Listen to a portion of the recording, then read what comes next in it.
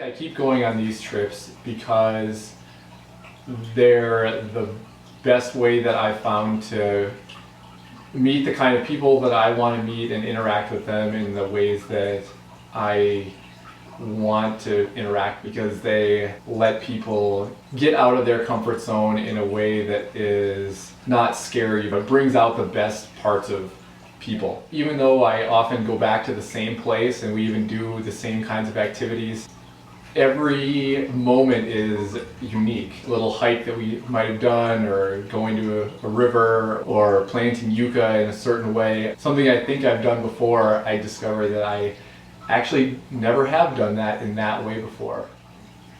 I'd say the currency of my life is other people having great experiences around me.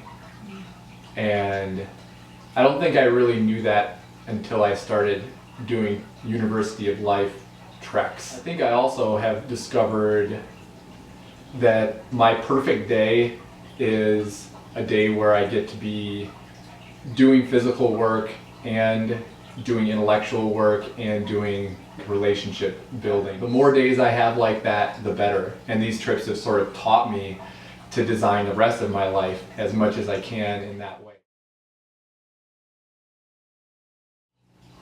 I think TV wouldn't be so entertaining because people would realize how much they can entertain themselves and how much more fun and energizing, actively relaxing rather than passively relaxing can be.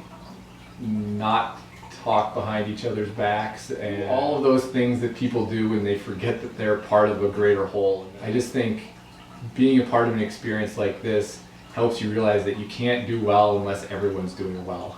You know, if one person's sick, everyone needs to be thinking about that and thinking about what they're doing to make sure that that person's feeling loved and cared for. Or if one person has a triumph, that everyone actually shares in that triumph. One thing that a friend of mine said kind of stuck in my head: if some other beings from another planet came to Earth and they saw Earthlings and they said, oh, what are these things good for? What's their purpose? We could see all these other species and what their purposes are. What good are these humans?